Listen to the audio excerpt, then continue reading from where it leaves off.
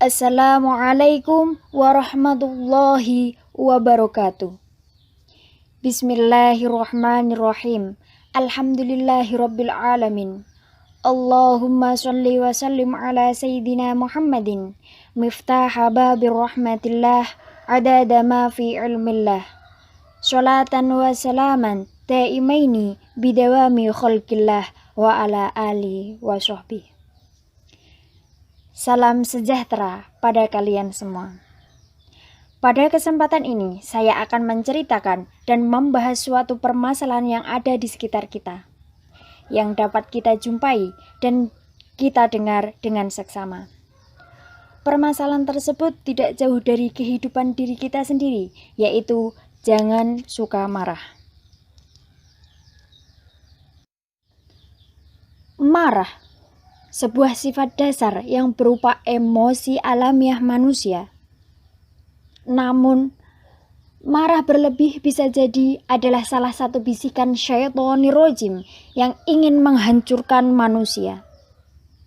Karena itu, Islam sebagai agama yang dibawa oleh Rasulullah SAW mengajarkan kita untuk menahan marah agar kita tidak terjerumus bisikannya yang menyesatkan dan bisa merugikan bahkan menghancurkan kita semua.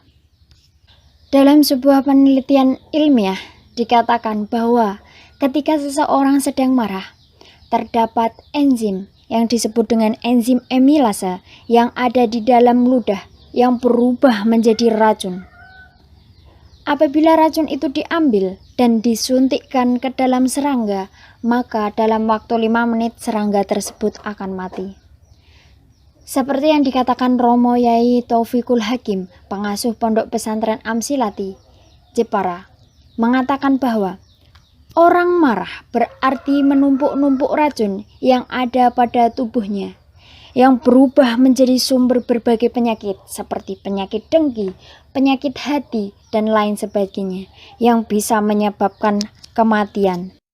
Biasanya tanda-tanda kemarahan akan ditunjukkan secara zahir kepada orang di sekelilingnya. Di antaranya, pertama, mengejangnya urat dan otot disertai memerahnya wajah dan kedua mata. Kedua, wajah yang cemberut dan dahi yang mengerut, seperti orang yang sedang buang hajat. Ketiga, permusuhan dengan orang lain melalui lisan, tangan, kaki, atau yang semisalnya, seperti ibu-ibu yang sedang marah kepada tetangganya saling menjambak dan saling menampar atau saling menendang. Keempat, membalas musuh dengan balasan yang setimpal dengannya atau lebih parah darinya, tanpa memikirkan akibat, sebab dan akibat yang fatal, dan seterusnya. Dalam sebuah syairan, yang mana marah adalah nyala api yang diambil dari neraka Allah Subhanahu wa Ta'ala yang naik ke dalam hati. Hati tempatnya bukan di dada, tapi hati itu berada di bawah ulu hati. Maka dari itu kita sebagai manusia yang diamanahkan oleh Allah harus menjaga hati kita agar hati kita itu bersih dari berbagai penyakit. Dan sesungguhnya tempat marah itu bertempat di lipatan hati, seperti bertempatnya bara api di bawah abu. Coba bayangkan, bara api di bawah abu yang sangat panas. Betapa sakitnya, betapa parahnya. Karena sifat marah itu bermula dari sifat kesombongan. Sombong yang ditanamkan dalam hati seseorang yang perkasa dan keras kepala. Manusia dapat menahan amarah memanglah sangat sulit.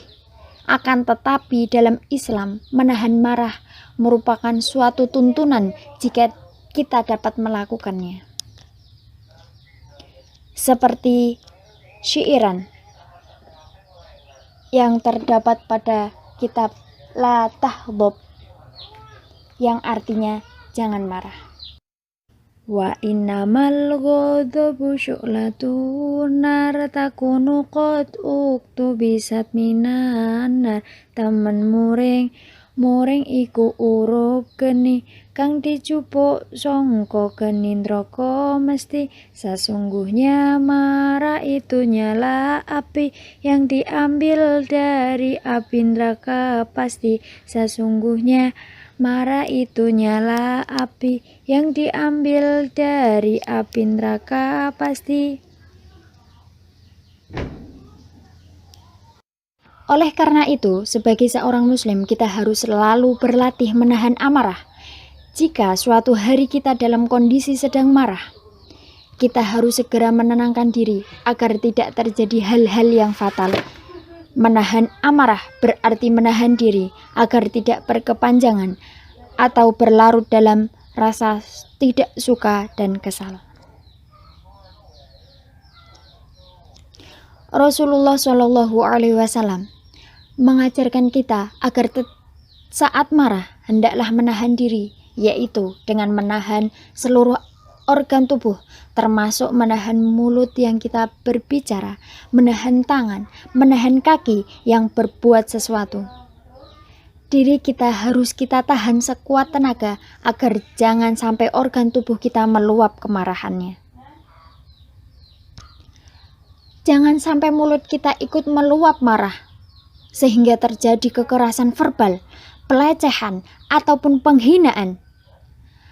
Jangan sampai tangan dan kaki kita ikut meluapkan amarah kita sehingga terjadi pemukulan, penendangan, caci maki, ataupun lain sebagainya yang dapat menyebabkan kejadian fatal seperti pembunuhan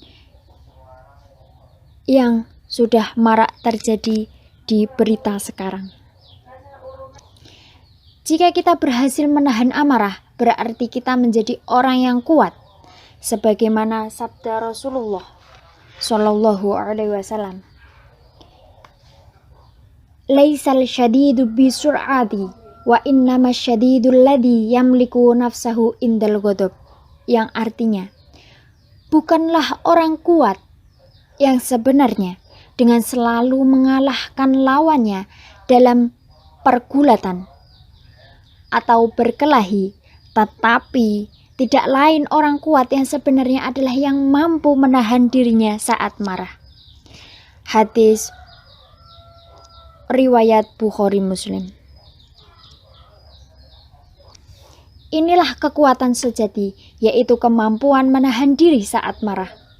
Ketika barang siapa yang mampu menahan dirinya ketika marah, maka kita berarti dia telah mampu mengalahkan musuhnya yang paling kuat dan paling berbahaya, yaitu hawa nafsunya. Mari kita semuanya selalu berlatih untuk menahan diri pada kemarahan, sebab marah itu tidak ada untungnya dan akan merugikan diri sendiri dan orang lain yang ada di sekitar kita.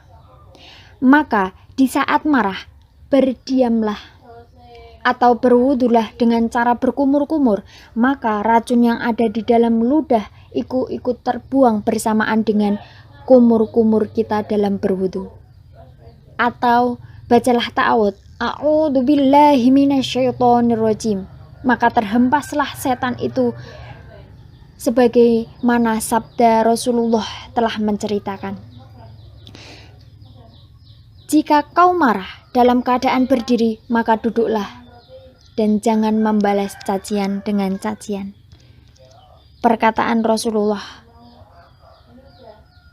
telah diucapkan kepada sahabat-sahabatnya dan para kaum-kaumnya.